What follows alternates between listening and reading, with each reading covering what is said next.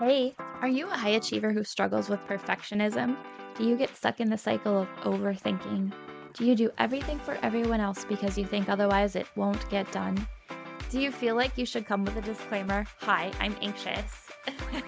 Hey, I'm Katy. Full disclosure, I'm not a therapist, doctor, or mental health professional. I'm just a career mama who also struggles with anxiety.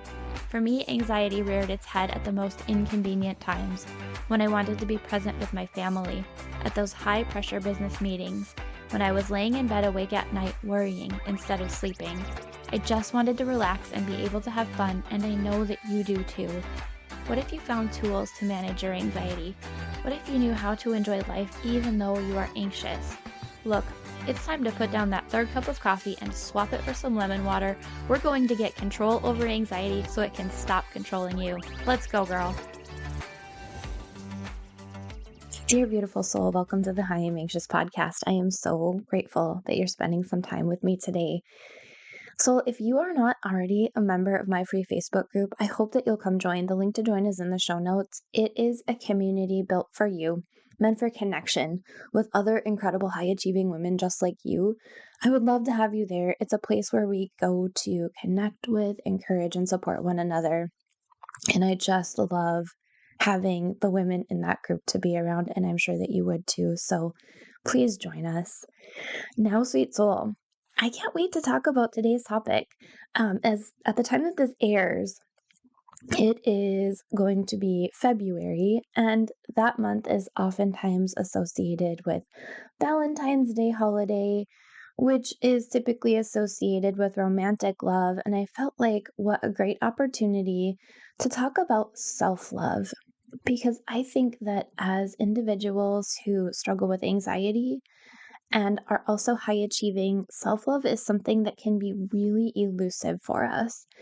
And so, in that vein, I want to talk about different aspects of self love. And I want to give you some practical ways that you can pay attention to how you are or aren't loving yourself and some things that you can do to get there. Because in keeping with the theme of connections, if you didn't listen to the last two episodes, by the way, go back and listen to episodes 118 and 119. I talk about connecting with yourself first in order to connect with others, because I know that you have a genuine desire to have meaningful, deep, helpful, nourishing connections in your life. And that all starts with being connected with yourself, which includes the need to love yourself in different ways. And I know that that might sound really cheesy, almost like a meme that you see or a gift that you send a girlfriend. But I want to explore this a little more deeply because I feel like it's worth our time. It's a really important for us to genuinely love and care for ourselves.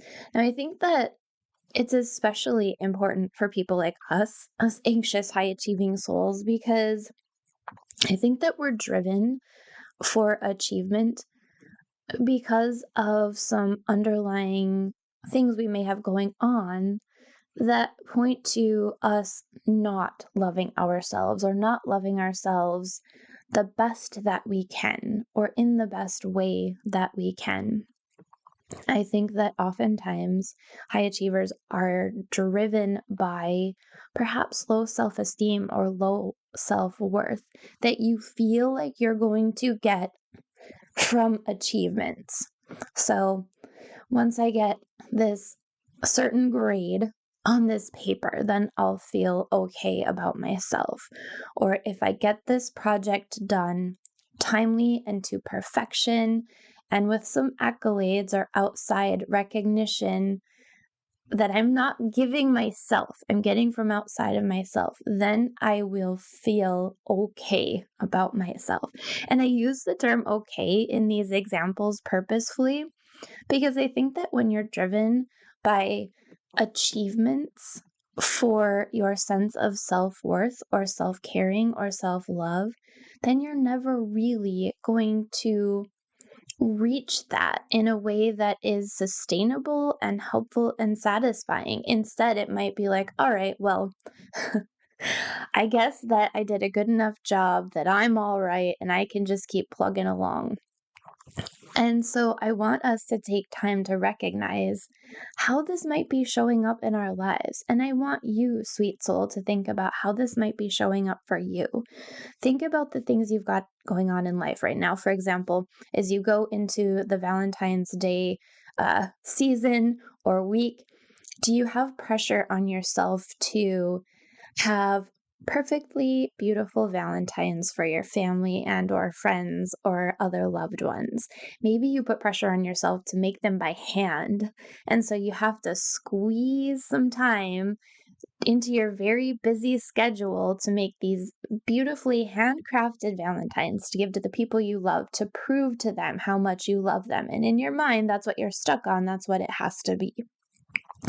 Or maybe even think about like planning a date night for Valentine's Day. You feel pressure to find a way to schedule like the most beautiful, perfect, lovely date night with your loved one to celebrate the holiday. And you go all out months in advance, making sure that you, in your high achieving ways, have secured the reservation at your loved one's favorite restaurant, and maybe even at their absolutely favorite table, and on and on and on. I hope that these examples I'm giving are getting the point across and are helping you to be able to recognize in your life you're bent toward high achievement, and in a way that is not going to give you probably what it is that you're really seeking, which is love and connection.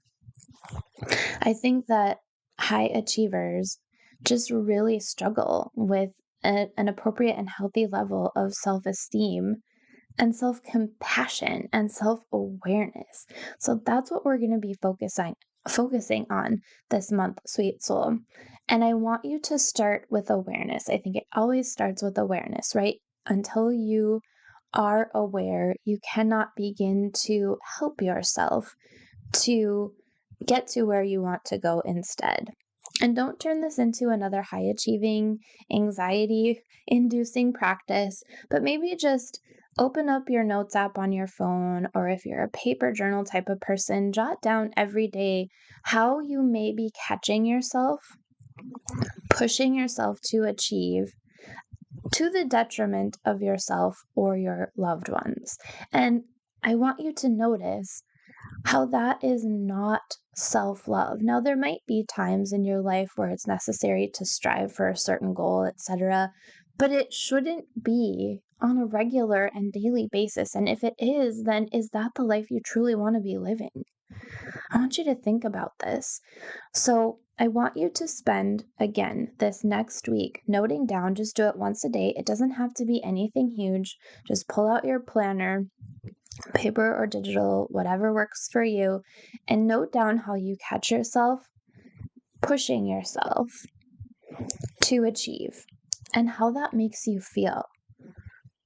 How is that for your self-esteem? How is that for self-compassion for yourself? How is that for you caring for yourself? And ultimately, does it demonstrate a love and respect of your own self? And then therefore impacting your ability to love and respect others and connect with others. I know that this might seem a little bit out there for you, but I would really encourage you to do it. If you want some support in this, come join the free Facebook group. Again, the link to join is in the show notes. We'd love to have you there. I purposely create some posts throughout the week to help you deepen and reflect on your learning. And if you ever want to share what's coming up for you there, it's an incredibly supportive community. We'd love to be able to help you process and listen and be there for you and encourage you in your work of caring for yourself, sweet soul, because you're worth it. That's all I've got for you today, sweet soul. I can't wait to chat with you next week about next steps, but you need to first do your homework because, again, that recognition of what's going on for you as your reality in your life is going to be really important to helping you get to where you want to be next. Take care, sweet soul. Hey friend, thanks for being here. Did today's episode help you feel more in control of your anxiety? Did it inspire you to rest or relax? Or maybe it challenged you to really look at why anxiety is a part of your life. If so, I'd love to hear from you. If you would take 30 seconds, pause this episode, scroll down in Apple Podcasts, and leave me a review, I would be so grateful. See you next week. Disclaimer, I am not a medical professional, and this podcast is not providing therapy or medical treatment. Contents of the podcast are for informational purposes only and are not a substitute for professional medical advice, diagnosis, or treatment. Always consult your healthcare provider with your health questions and concerns.